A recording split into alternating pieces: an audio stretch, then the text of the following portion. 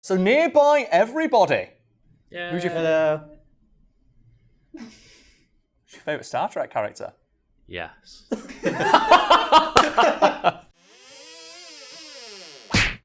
Within the context of the Star Trek universe, the Vulcans are a long-lived, scientifically inclined race who, in typical science fiction fashion, are defined by a singular trait. In this case, their devotion to cold, hard logic above all else. So much so that actor Leonard Nimoy once turned down the chance to punch William Shatner in the back of the head because that's not what a Vulcan would do. And we should mention that today's video is sponsored by, who is it, Lucas?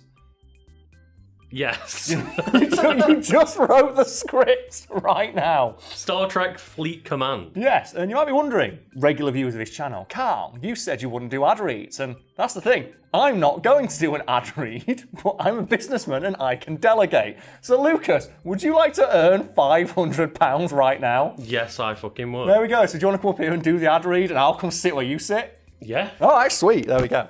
Do you know what I did? I found a loophole. How does it feel? I don't know yet. I haven't sat down. I farted in that chair, by the way. So welcome to Farting with Lucas. Now I run the channel. Thank you. Yeah. Thank you very much, guys. I'll transfer the bills for the office in your name, yeah? Oh God, no. Take it back. I can't wait for all the comments about how much more handsome Lucas is. Yeah, why is Lucas not the one? Well, to be fair, the reason we decided Lucas could do this is he looks the most like a YouTuber. So what are we talking about today, Lucas? So we are talking about Star Trek Fleet Command and its new Lower Decks expansion. And should we make the video look more ad-ready by putting the videos and some space themes in the background? Can we do it to my click? Can I sync up going into promo mode? I think we can do that, yeah. There we go. So what are we talking about, Lucas? We are talking about the fact that Star Trek Fleet Command now has Lower Decks content in the game. And there's a variety of new content to interact with, including 2 new officers. Who? What are their names? Tendi and Rutherford, Carl. Okay. So Tendi increases the HHP. Whole health points. Okay, the HHP. I did do my research. Of all the officers on the ship, and Rutherford will increase the SHP 30 new missions. And I will say, Lucas, that was a solid ad read, but I'm really unsure why we're being paid to do this when there's already an ad for this game featuring LeVar Burton, a man who literally read things out for a living. He did Reading Rainbow. Yeah. He did a thing about reading out other things. And then they've got Jonathan Frakes and Brett Spiner. And now us. Am I living up to that? I doubt it. I don't think they had good special effects as we do. No. They ain't got those special effects. Can we get an Enterprise to fly by in the background? I was just about to suggest that. Can we do that?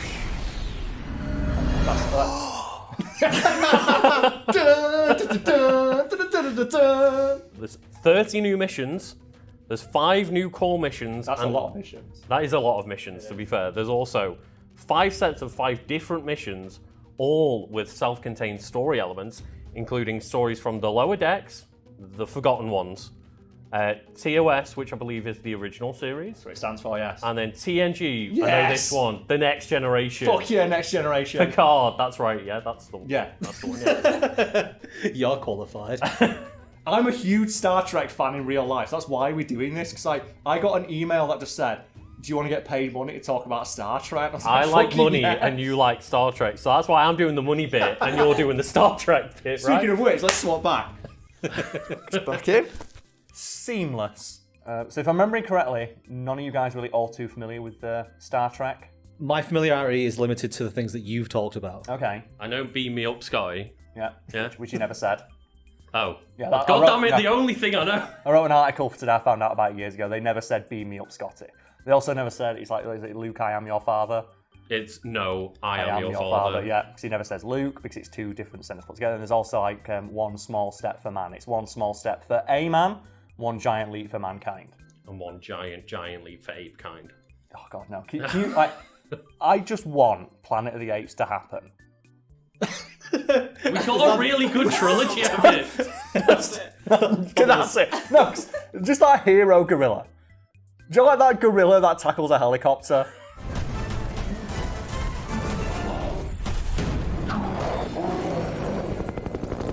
Why can't we have more movies where gorillas tackle helicopters? Anyway, Star Trek. So you guys not too familiar with the Star Trek universe, but I'm presuming you know about Vulcans, you know, Dr. Spock. Yes, yeah. And you know Leonard Nimoy's portrayal of Spock. And do you know the thing about he never appeared in costume as Spock? Because he did it once. Did you know this story? Which is a fun one we can talk about. You mean Offset, right? Yeah, Offset. Right. Just no onset. One time he had one day. He said he never appeared in costume as Spock. Wow, computer-generated stuff was way good back then. No, they recorded all of Nimoy's scenes in one day for all of Star Trek. No, it's he only ever did one in-person appearance as Dr. Spock at like a convention. I think it was like a parade, and people mobbed the parade. Anyway, but you know about the Vulcans, right? So like cold, logical, but also kind of badass. One of the things that is established that Vulcans can do is something known as the Vulcan nerve grip or the Vulcan nerve pinch, or I think Leonard Nimoy himself call it the special nerve pinch. What it basically amounts to is a Vulcan will grip someone, usually around here, and it will instantly incapacitate any human-sized target.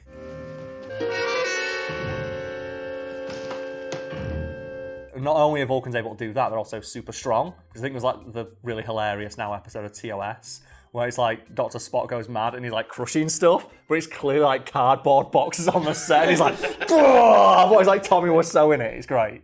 Communication to Mr. Spock, Lieutenant Uhura here. Captain asked me to inform you he's trying to raise Let me alone!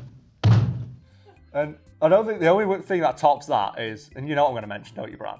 It's one of the earliest episodes we did. Oh, is it the barrel? It's the barrel that takes out Worf. Just the completely empty barrel that crushes Worf's spine in 6 places. Look out! Man, what happened?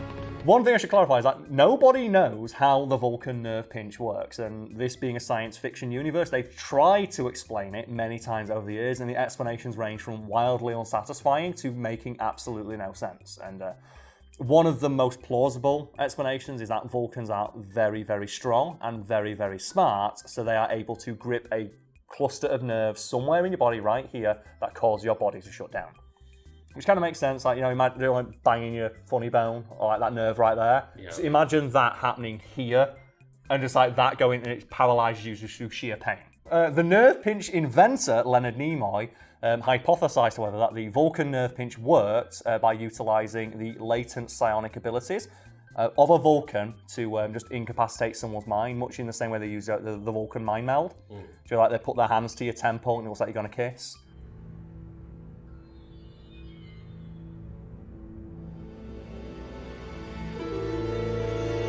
And he thought it's the same way, but they're using like their psionic abilities to just shut down your brain that way. And that explanation from Spock, while it does come from Leonard Nimoy himself, doesn't really make sense because there's other people shown to be able to use the Vulcan nerve pinch. Like Data uses it in one episode. Professor Professor X actor. Patrick Stewart, while playing Jean-Luc Picard, uses it in one episode, and the theory there is that he has a mind meld with Spock's dad, and he remembers how to use it from that, but that means that humans don't have those psychic abilities, and cyborgs and androids, Data's an android, someone correct me on that, androids certainly can't do that either. You can tell I'm really passionate about Star Trek, but I'm scared to get it wrong, can't you? I was going to say that Picard would have the psychic abilities because he is Professor X, but Data doesn't make much sense. So the working theory for myself and a lot of fans is that while anyone can do the Vulcan nerve pinch, only Vulcans are generally patient enough and live long enough to perfect it. It's that thing of like a regular human with regular human strength could do it, but they'd have to have like years of practice, or mind melded with a Vulcan who's like mastered the technique and use it that way. Either way, the Vulcan nerve pinch is now an iconic part of like Star Trek lore, but it owes its existence to Leonard Nimoy reading a script that required him to punch William Shatner in the face and being like, nah. And right now, can you imagine having the restraint to not punch William Shatner in the face? I cannot. I'm straight up, I'd be all over it. Like, you imagine being so committed to your character, you have like a free reign to punch William Shatner in the face and be like, nah. Am I missing something? I thought everyone liked Shatner. He was reportedly a raging asshole back in the day. That's the thing, like, he was a good actor as Kirk. He's not a great actor in anything else, but he's a good actor as Kirk. You know, he was very professional, but he was a bit of a prick behind the scenes. Okay. Like, you have all those interviews like George Takei and stuff where they're like, yeah, you know, filming TOS, it was fun. for the most part. And then like Leonard Nimoy and William Shatner famously didn't talk for years because they kept like butting heads on the set and all that stuff. So it's one of those things where like nowadays I think he's kind of mellowed, but yeah, back in the day probably not the nicest of guys, and then having the excuse of socking one right in the jaw. But according to Leonard Nimoy himself, like when he saw the script that said you need to punch William Shatner in this episode called Enemy Within, where William Shatner turns into an arsehole. Sorry, Captain Kirk turns into an arsehole. He said Shatner was already one. He said that's not befitting of what a Vulcan would do, because the script called for Spock to, depending on which version of events you believe, punch Kirk in the face or whip him on the back of the head with a phaser. Okay. So he was either supposed to pistol whip him or knock him the fuck out. And either way, Leonard Nimoy didn't like that. He's like, Vulcans aren't really prone to fits of violence. They embrace logic above all else. Just cue that footage of Zachary Quinto Spock just beating the living fuck out of Khan. Spock, stop! Because that's one of my favourite bits, because the idea of like Spock doesn't embrace violence. And then every time I just bring up this screenshot of just Zachary Quinto Spock being like... It's like a meme, mate. It's great. That's why they're my favourite Star Treks.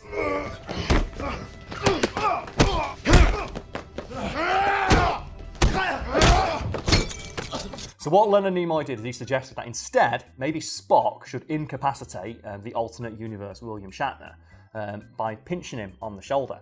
To which the producers were like, what would that do? And Leonard Nimoy responded, well, Spock's an alien. Do we really need to explain it? He's an alien, he can do what he wants. Just make something up. And the producers were really hesitant to believe this. Like, no, we don't think that's going to work. And the story goes that Leonard Nimoy went over the producer's head and went and talked to Shatner himself. And he went, so William, I want to do this thing. I want to pinch you on the neck. And I want you to pretend like it's the most painful thing ever. And it's one of those situations where William Shatner's trademark hammy overacting actually came in handy. Because him overacting the fuck out of a simple pinch on the shoulder sold it.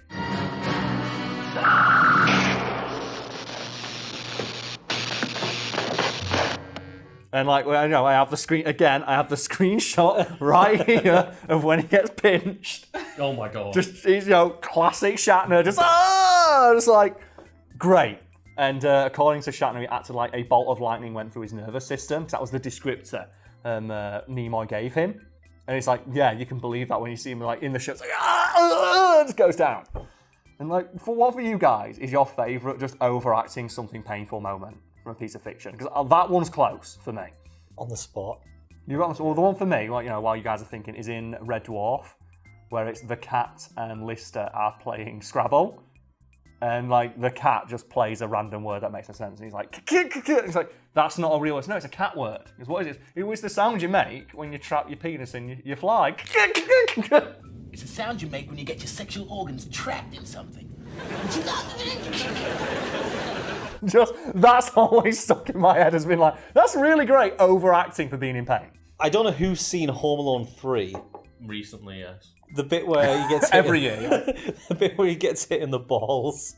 This guy's got a hole in his trousers, and the one of the criminals who's with him sees that there's a mouse poking out of it. Oh, so okay. she hits him with a bat, and when she hits him, he goes,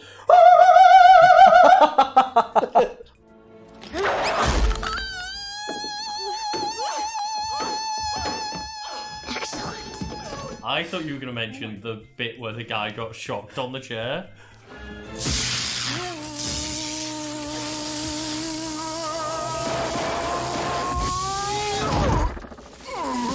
everyone in that film overacts. I mean, You've got to, give haven't them you? some fucking awards for how much they overacted it. They hammed the fuck up. Well, you have to, don't you? Because if they didn't overact how painful it was, it'd be really upsetting. Yeah. Yeah, like it's got to be comical. It's Tom and Jerry logic, isn't it? If Tom has something fall on his tail and he yelps in pain, do you know, like an animal normally does? Like, do you know when like a dog gets hurt, he does that awful yelp that goes right through you? That's not funny. But when he does that, yeah, it's like, that's hilarious because it's so over the top that you know it's not real.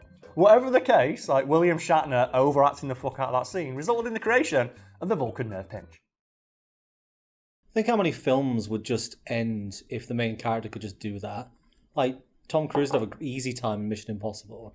If every time he comes against the baddie, and they're on the floor. Well, that's why it's such like a trope in fiction, isn't it? Of like the one-hit incapacitated move, like what is parodied in Austin Powers, like judo chop, which is supposed to be a piss take of like all those James Bond movies where just James Bond will just go hurt, like the laziest haymaker you've ever seen. It'll just knock a guy out instantly.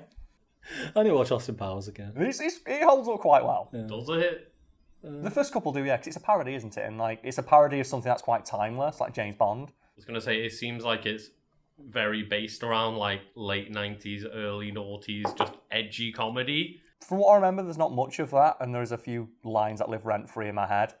Like, when his wife turns out to be a robot, and she's all like, the gun tits. It's like, how did I miss those? Like, it's called foreplay, darling, try it. It's just like, you dunk on James Bond for being shit in bed. Because that's the thing, is that they always say, oh, James Bond is such a womanizer, why does no woman ever stay? Working theory, James Bond is shit in bed. He's good at seduction, he's bad at sex. Yeah, that's why no woman ever comes back. Bond, the two-pump chump. That's what he does. That's what they trained him to do. As bad as it is, I do think one of like the swaggiest moves in a film is there's like a lady in the bath and she says, "Can you bring me something to wear?" And James Bond hands her a pair of high heels. I think that's a pretty baller move.